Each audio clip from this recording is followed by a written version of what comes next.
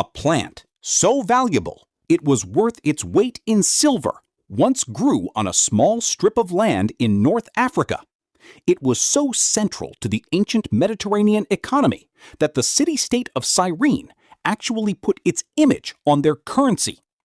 This plant, called Silphium, was so effective at preventing pregnancy that it was literally harvested into extinction by the 2nd century CE. The story of Silphium is just one chapter in a 4,000-year human quest to solve a very specific puzzle: how to enjoy intimacy without the consequence of reproduction. We often think of contraception as a modern invention that began with the pill in the 1960s, but our ancestors were just as obsessed with family planning as we are today. They just had to get a lot more creative, and in some cases, a lot more dangerous. From fermented tree sap and heart-shaped seeds to crocodile dung and liquid lead, the history of birth control is a wild journey through biology and desperate ingenuity. This wasn't just about medicine. It was about the fundamental human desire to master our own biology. The oldest written records of these attempts begin over 3,500 years ago in ancient Egypt. The famous Ebers Papyrus, dated to around 1550 BC, contains a recipe that sounds like a kitchen experiment gone wrong. Egyptian women were instructed to grind up unripe acacia fruit, mix it with honey and ground dates, and soak a piece of cotton in the paste to be used as a tampon. While this sounds messy and likely attracted unwanted insects, modern science has revealed a shocking truth. It actually worked. When acacia gum ferments, it turns into lactic acid, which is a genuine chemical spermicide used in many contraceptive jellies today. The Egyptians had discovered the secret to chemical birth control thousands of years before we understood the biology behind it. However, not every ancient method was quite so scientific. Ancient Egyptian and Mesopotamian records also suggest using a pessary made of crocodile excrement mixed with fermented dough or plant slime. They would insert this mixture to physically block the path to the uterus. Some researchers believe the alkaline nature of the feces might have had a spermicidal effect, but others have a much simpler theory. They suggest that the sheer smell of crocodile dung was the world's most effective anti-Viagra agent. If the mood is ruined, the problem is solved. This trend of using animal waste wasn't limited to Egypt.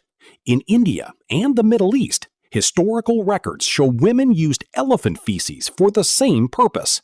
If animal waste wasn't available, they turned to the pantry. Ancient Indian women in the 1st century CE would use a blend of ghee, honey, and rock salt. They would grind the salt into small pieces and use it as both a physical barrier and a primitive spermicide. In ancient China, the methods were much more extreme and often deadly. Members of the imperial court and concubines would sometimes drink prescriptions that read like a list of poisons: liquid lead, mercury, and arsenic. The goal was to drink just enough to become sterile, but not enough to suffer kidney failure, brain damage, or death. Sadly, many women found out the hard way that the line between not pregnant and poisoned was dangerously thin. The Greeks and Romans favored a more gymnastic approach to the problem. The famous physician Soranus advised women that if they wanted to avoid conception, they should hold their breath during the moment of ejaculation. Immediately after, they were told to squat down, induce a vigorous sneeze, and wipe themselves clean. Another Islamic physician named Rhazes took this physical approach even further. He suggested the woman should jump violently backwards 7 to 9 times to shake the seed loose after sex. His peer, Avicenna, added a specific warning: you must jump backwards, because jumping or leaping forwards would only help the sperm remain where it was. This brings us back to the legendary Silphium plant, which was the gold standard of birth control in the ancient world for 6 centuries. It was a fennel-like herb that grew only on a small strip of land in North Africa. Women would drink its juice once a month as a natural contraceptive, and it was so popular that the Romans couldn't grow it fast enough. Because it refused to grow anywhere else in the world, it was eventually harvested until the very last plant was gone. Now, here is the reveal that might change the way you look at a very common symbol. Have you ever wondered why we draw a heart shape the way we do, even though it looks nothing like an actual human organ? Some historians believe the heart symbol isn't a heart at all. The seed pod of the Silphium plant, the most famous contraceptive in history, was a perfect, natural heart shape. Because the plant was so closely associated with love, romance, and the prevention of pregnancy, the image of its heart-shaped seed pod became the universal shorthand for passion. When you send a heart emoji today, you might actually be sending a 2,000-year-old tribute to an extinct birth control pill. As time moved on into the Middle Ages, much of this herbal knowledge was suppressed or lost.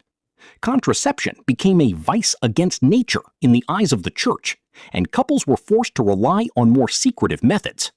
They turned to onanism, or withdrawal, a practice so old it was recorded in the book of Genesis. If that failed, they turned to superstitions and amulets. Women in the 6th century were told to wear a cat's liver in a tube on their left foot, or the heart of a salamander on their knees to ward off pregnancy. Unsurprisingly, these methods were completely ineffective. We also see the early ancestors of the condom during this time.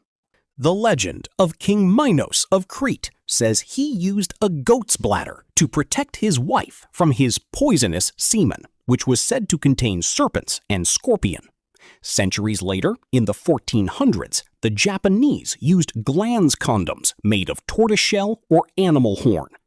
By the 1700s, legendary figures like Casanova were using English overcoats made of animal intestines. These were often fastened with a silk ribbon and had to be soaked in water or milk to make them soft enough to use. Even into the Victorian era, and as late as the 1930s, women were still using block pessaries, literally square blocks of wood with carved sides, which were eventually condemned as instruments of torture. It took the development of the oral contraceptive pill in the 1960s to finally set a new benchmark for safety and reliability, changing the lives of millions of women.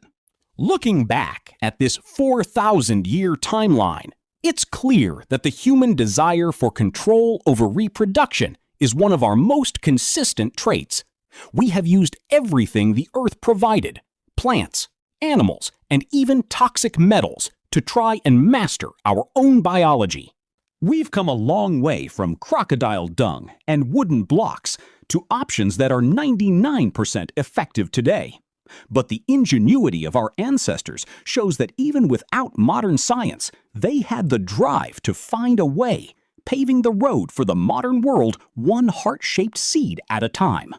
If you lived 2,000 years ago, which of these methods would you have been brave enough to try? Would you have bet your luck on the acacia-honey mixture that actually had science on its side? Or would you have trusted a well-timed sneeze? Let me know in the comments.